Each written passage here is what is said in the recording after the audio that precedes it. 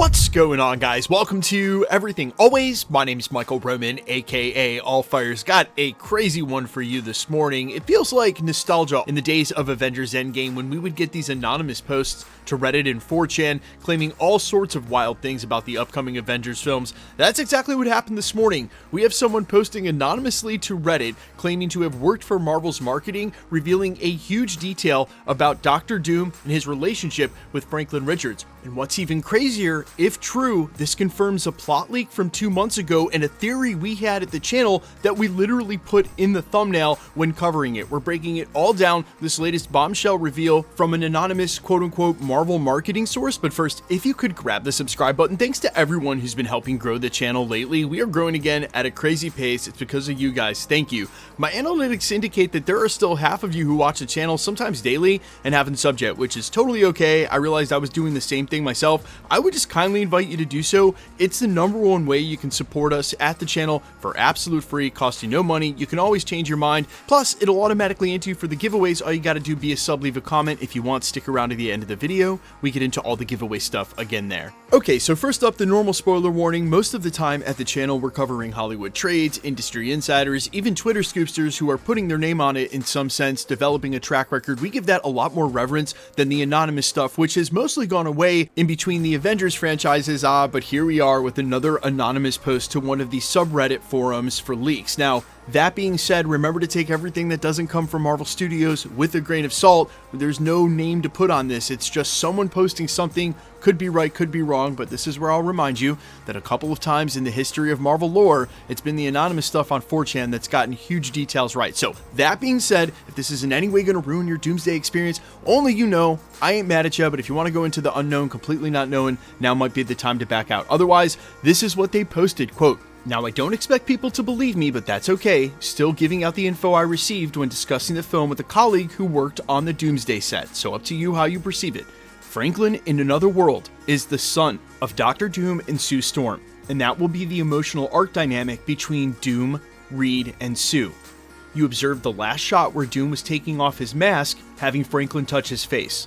That's a scene of a father reconnecting with his son, and the emotional catch point of Doomsday." He then goes on to say that he's not a marketing manager, but works in marketing, and that explains his involvement with Disney. Now, I will say, if you rewind the clock to September 4th, we posted a video with a thumbnail that said Doom's son, where I explained this exact theory. That theory was based on a plot leak we also covered in the video. It starts with the plot leak saying that when Steve Rogers returned the Infinity Stones and then decided to make a left turn and spend the rest of his life out with Peggy Carter, he caused an incursion. And that specific incursion destroyed Doctor Doom's original timeline, explaining at the same time that Doctor Doom had an enormous vendetta against Steve Rogers for destroying said timeline. That was simply the extent of the leak. But we know from the 2015 Jonathan Hickman run that when Doctor Doom goes to create his battle world, that he changes things so that Sue Storm is his wife and Franklin Richards is his son. In that video, we went on to theorize that the reason that Doom's vendetta is so strong, among other things, is because that incursion killed his family. We also pointed out the small detail, how did Doctor Doom survive but wasn't able to save his family? I'm sure that will be explained, but still, I also theorized that when we saw Doctor Doom in the post-credit scene for the Fantastic Four and the kid was touching his face, that was him viewing his son, not his exact son, because this Sue Storm is with Reed Richards, so this is Franklin Richards. But in another timeline, his original family was this. It was Sue Storm and a son. And so when he remakes Battleworld, what he's going after is trying to get his family back. And in the face of all of the manipulation that we've seen from the TVA, He Who Remains, the variants of Kangs, across all of the Multiverse saga, knowing how long this has been going on in a loop, you can sort of understand why Doctor Doom doesn't see himself as a villain. His family is a casualty of this nonsense created by the Sacred Timeline and the Loom. He doesn't want revenge. What he wants is his family back, which is going to be what they're saying is the emotional pinpoint for why he doesn't view himself as a villain, and he feels completely righteous in his actions to remake a Battleworld, a new timeline where his family is back. Now, I also pointed out during that video that I was just a little skeptical of this for one main reason. We've already seen this exact story arc for a character in the Multiverse saga. in Wanda Maximoff. We've seen this already. Scarlet Witch went through this exact same thing with her kids, leading into Multiverse of Madness, willing to use the Darkhold,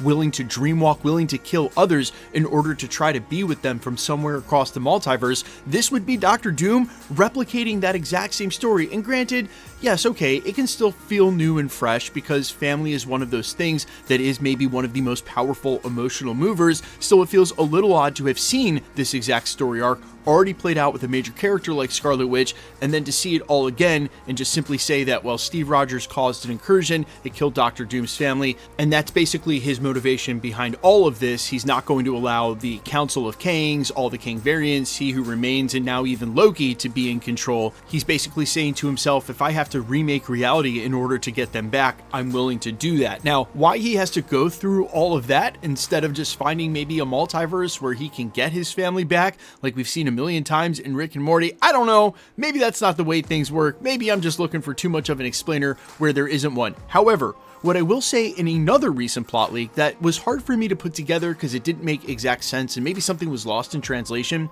is that Loki sitting on the throne caused Sylvie to say he's giving us a chance.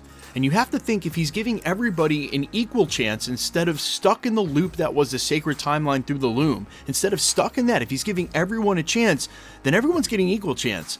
The good people and the bad. And now Dr. Doom having the ability to try to become God Emperor Doom is the chance he was given by Loki. And so you have to think, Loki, it works both ways with him sitting at the center of the multiverse. And while he may have staved off everything with the Kangs, he's now opened it up to an entirely different possible future that can end up right. But Dr. Doom's got something else to say about that and says, look, I might be one of the few people who's smart enough and powerful enough to do this.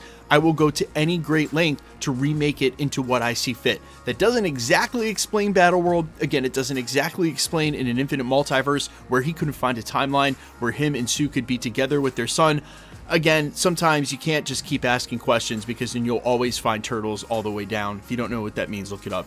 Let me know all your thoughts, though, down below about any and all of this. Again, maybe this guy works for Marvel Marketing. Maybe this is real. Maybe he just watched my video 2 months ago and waited for a while and then posted it anonymously to Reddit.